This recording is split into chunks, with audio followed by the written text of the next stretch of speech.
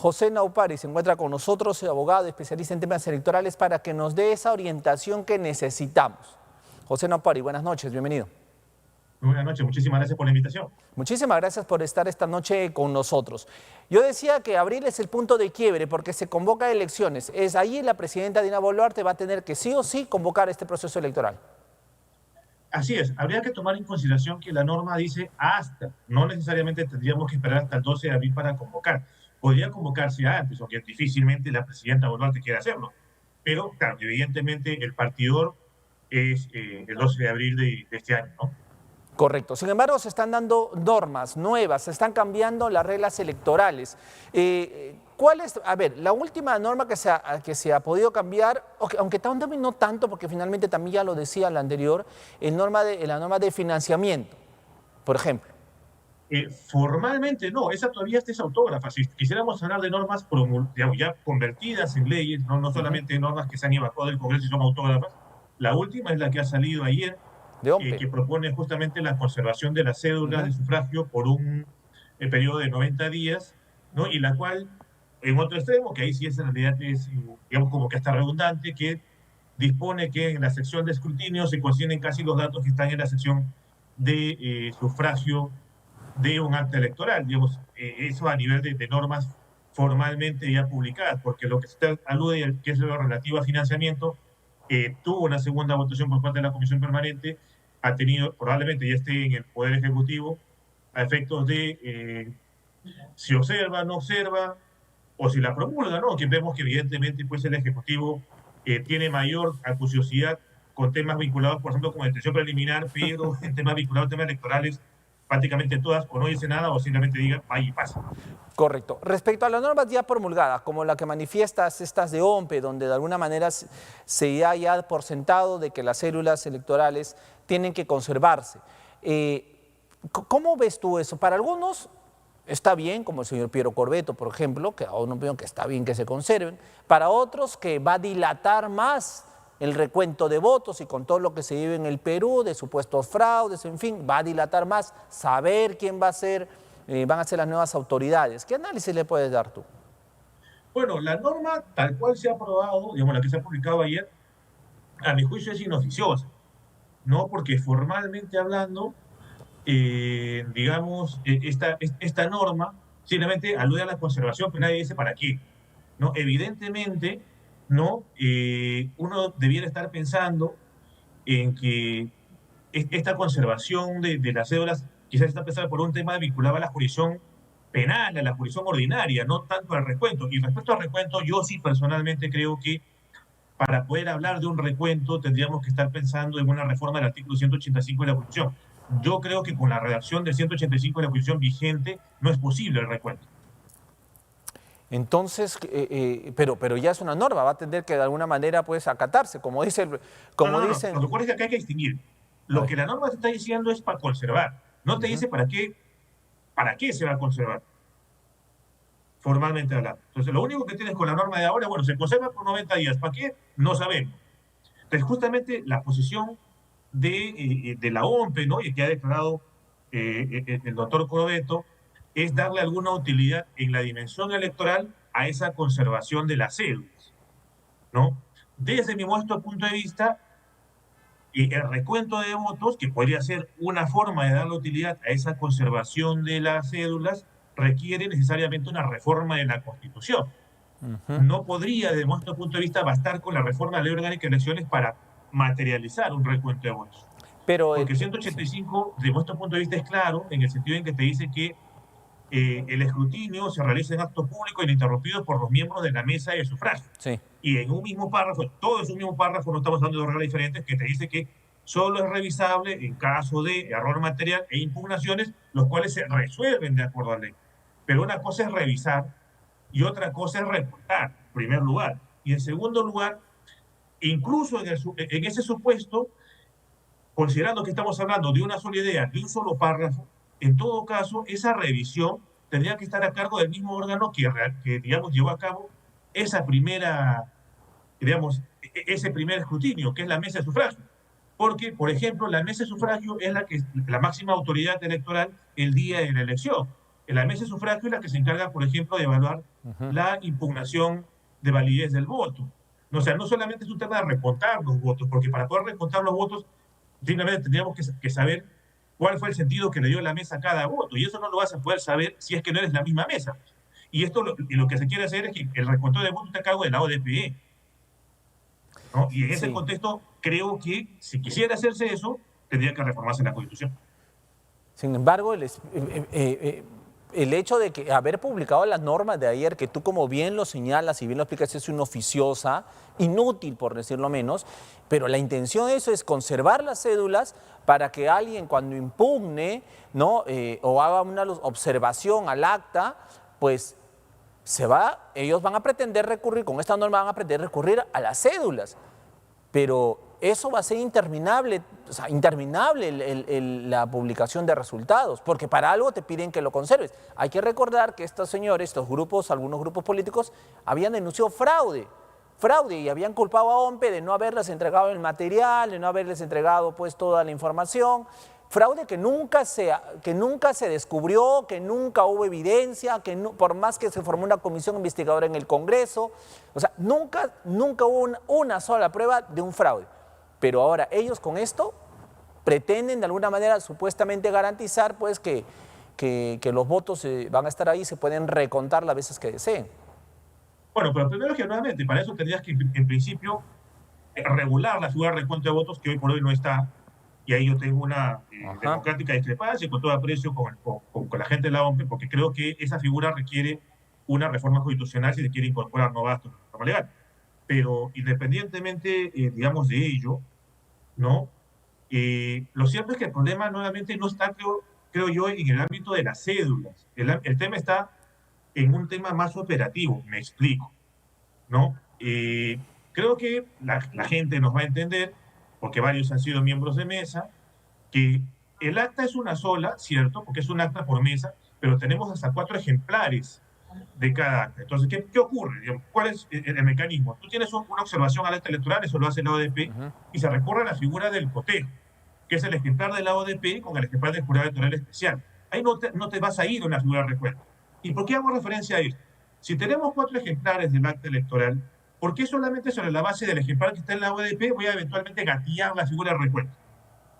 Comenzando por ahí. Y aparte de ello, eso no implicaría socavar más bien el principio de presunción de validez del voto, digo nomás. Y en todo caso, el tema tendría que haber sido resuelto no a través de una figura como el recuento, en mi humilde opinión.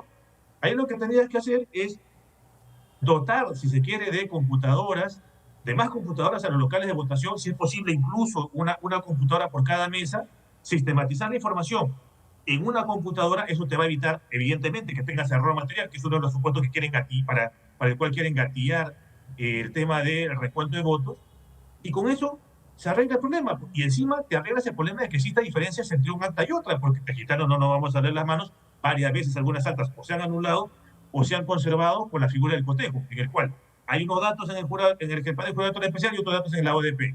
Por principio de presunción de validez del voto, ¿cuál se prima? La que te permite conservar la validez de los votos en esa acta que corresponde los votos de esa mesa, y en consecuencia utilizas un ejemplar, que es el que te permite validar. Entonces, ¿cómo arreglas ese problema eventualmente de desuniformización del contenido de información de las actas? Imprimiendo, o sea, llenando una sola e imprimiendo los ejemplares que quieres. Sí, pues, pero bueno, es el Congreso. Finalmente, ¿qué pretende? ¿Qué está jugando el Congreso con esta norma para individualizar? No, claro, o sea, yo coincido con usted en el sentido de que se está colocando esta norma con la finalidad de viabilizar un recuento o con la finalidad de, entre comillas, acreditar un fraude. Pero vuelvo sobre lo mismo. Entonces, cédula, acta 4 ejemplares. Punto 1. Punto 2, quien computa es la mesa. No, de acuerdo a la Constitución, quien computa es la mesa. Entonces, ¿quieres moverme las figuras o compartir o distribuir competencias en el ámbito del escrutinio? Refórmame la Constitución. Sin reforma constitucional no lo vas a poder. Efectivamente, como dices, es algo inoficioso, algo inútil, torpe, por decirlo menos, porque el proceso electoral por sí no solamente tiene los miembros de mesa, que son los garantes de la voluntad popular, se tienen los personeros, de las organizaciones políticas. Están las actas que les entregan a los personeros, o sea, hay filtros que pueden de alguna manera pues, garantizar de que el proceso electoral se lleve de la mejor forma. Lo que ha dado el Congreso en nada va a ayudar, solamente a entorpecer más de lo que ya tenemos. Ahora, yo decía en la introducción de que las elecciones que se vienen van a ser muy complicadas por la mecánica nueva que se va a tener, ¿no? En torno a los senadores, a los diputados, en fin, o sea, va a ser un poco complicada también considerando la cantidad de partidos políticos que tenemos inscritos, ¿no? Para muchos va a superar las 40 organizaciones políticas. Entonces, las reglas de juego... Claro, pero sí, dime. ahí habría que hacer una distinción, mi estimado amigo. Porque una cosa es partido inscrito, otra cosa es listas presentadas. Aquí es a lo que voy. Primero, ya tienes esta norma que, entre comillas, puede incentivar las alianzas. Y eso te puede reducir un poco el número de listas de candidatos a cargos de elección popular. Pero podrías tener otra iniciativa, digamos, una reforma, todavía tenemos tiempo, ¿no? Vamos a ver si hay intencionalidad política, porque en su momento se quiso plantear ello, no prosperó, que era modificar el artículo 24 de la Ley de Elecciones Políticas para establecer que para poder presentar tus listas de candidatos a cargos de elección popular, tienes que tener un mínimo de participación electoral en las primarias. El 10% es en absoluto nada representativo. Ahora, algunos te dicen, no, pues, pero no puedes comparar 25.000 o 30.000 militantes con 200.000. Pero si tienes militantes activos, van a ir, pues. Y en todo caso, si quisiéramos llegar a un punto medio, ya, la mayoría de partidos va a querer ir por la más fácil, la de delegados. ¿Quién te define cuántos delegados va a ser? La cúpula del partido. Muy bien, bacán. Pero ¿qué? Para que puedan seguir participando y que puedan validarse esos resultados de la elección de delegados, que a esa elección de delegados vaya también al 10% de militantes, pues vamos a ver si van. Y si no van, bueno, simplemente no te va a cancelar, pero no vas a poder presentar tus listas aquí. ¿Se atreverán a hacerlo? Yo creo que no, pero es otra alternativa que te permitiría reducir aún más el número de listas de candidatos, porque puedes tener, como te digo, 50 partidos si quieres, pero si eventualmente lo reduces a través de alianzas y colocas un filtro más alto para seguir participando, el número de listas que vas a encontrar en la cédula es mucho menor. Y ahí, a propósito de alianzas, solamente una previsión, porque en un medio de comunicación impreso vi un fin de semana que daban cuenta que las alianzas electorales tendrían que solicitarse en junio y pudieran escribirse hasta julio. Ese reporte habría que considerar que tiene como sustento una norma reglamentaria del jurado que salió en febrero como consecuencia de la acción de la 31981, que todavía no modificaba el cronograma electoral. Es decir, esa norma reglamentaria estuvo pensada bajo la premisa que la convocatoria se iba a dar 270 días calendario antes, es decir, en julio. Ahora la convocatoria no va a ser en julio, va a ser en abril. Ahí habría que, en todo caso, hacer ese matiz. Claro, evidentemente lo más razonable sería, si ya teníamos la 32058, que el jurado haga por lo menos esa modificación dentro de su norma reglamentaria. Pero mucho cuidado, al menos con esos dos hitos, porque esos dos hitos, en virtud de que se han movido con la norma electoral, también se tienen que... La desafiliación, las renuncias, ¿cómo van los periodos allí? Bueno, la afiliación, producto del mandato normativo, ya precluyó el 12 de julio del año pasado, y también las renuncias, ¿no? Mucho cuidado, la gente a veces está emocionando, algunos están anunciando que está renunciando a su partido, sí. Pero recordemos que el artículo 24b de la LOC establece que si yo eventualmente quiero postular por otros partidos políticos, fundamentalmente en el ámbito de la designación, porque en el plazo de afiliación ya tendría que estar afiliado desde julio del año pasado, tiene que darse un año antes a la fecha de vencimiento del plazo para presentar candidaturas a cargo de elección popular. ¿Cuándo vence el plazo para presentar candidaturas a cargo de elección? Solicitud de inscripción de lista de candidatos a cargo de elección popular el 23 de julio del 2025. Un año antes, 23 de junio del 2024. Si yo renuncié después del 23 de junio del 2024, no voy a poder ser ni siquiera designado en ninguna otra lista. No puedo ser, como se dice coloquialmente, invitado para ninguna otra lista. No, hay que tener mucho cuidado. El único supuesto puede ser que eventualmente, no sé, esté inexorablemente condenada a la cancelación ese partido antes de que vence el plazo en abril. Pero si no, ahí vamos, evidentemente si renunciaste después del 23 ya no vas a poder ser, no vas a poder participar en las elecciones generales.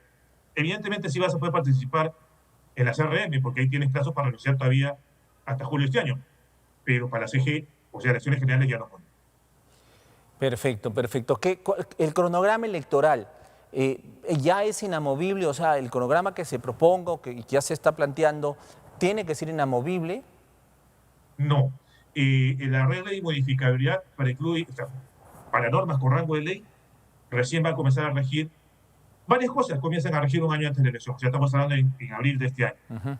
El plazo para que se inscriban los partidos que quieren participar en las elecciones generales, aunque para ello tenían que haber solicitado su inscripción como partido en julio del año pasado, la regla de modificabilidad de normas electorales, que también arranque en abril, y el cierre del padrón electoral que también arranca en abril.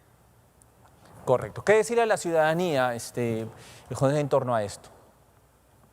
Bueno, que tengamos que elegir con tranquilidad, con desapasionamiento, con objetividad, y que aunque van a llover los millones, porque si se aprueba la norma a la cual usted hacía referencia, que ya está en la evaluación del Ejecutivo, en la cual vas a poder pues, recaudar por persona 200 UITs al año, ya no 120, y vas a poder recaudar por actividad proselitista 200 UITs por actividad y no solo 100 UITs, va a haber una lluvia de millones, pero no votemos por los millones, sino que votemos por las ideas.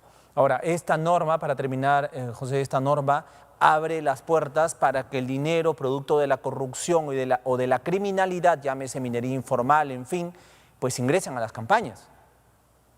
Bueno, formalmente no, porque hay algunas normas que siguen regulando el tema de la fuente de financiamiento prohibida. Ahora, vamos a ver si se respeta ello, ¿no? Porque si al final del día lo único que vas a tener es una multa de 30 a 100 UITs, pues como que mucho desincentivo para recibir fuente de financiamiento prohibido, no existe. Más aún, si incluso ahora, si de promulgarse esta norma que ha aprobado el Congreso, en la cual dejan sin efecto el principio de presunción de renta de fuente ilícita, si es que yo no, si es que yo no declaro o recibo en exceso, pues Walter. tampoco tiene muchos incentivos a cumplir la norma. Bueno, José Naupari, te agradezco muchísimo. Vamos a estar atentos, obviamente, todavía nos quedan algunas semanas donde se van a dar tal vez algunas otras normas allí y obviamente te vamos a estar convocando para que le expliques de la manera en que lo haces a la ciudadanía. José Naupari, te agradezco muchísimo. A ustedes, muchísimas gracias. Cuídense mucho. Un abrazo a la distancia. José Naupari, abogado y especialista en temas electorales, nos ha dado pues todo un panorama de qué es lo que se viene en este proceso electoral.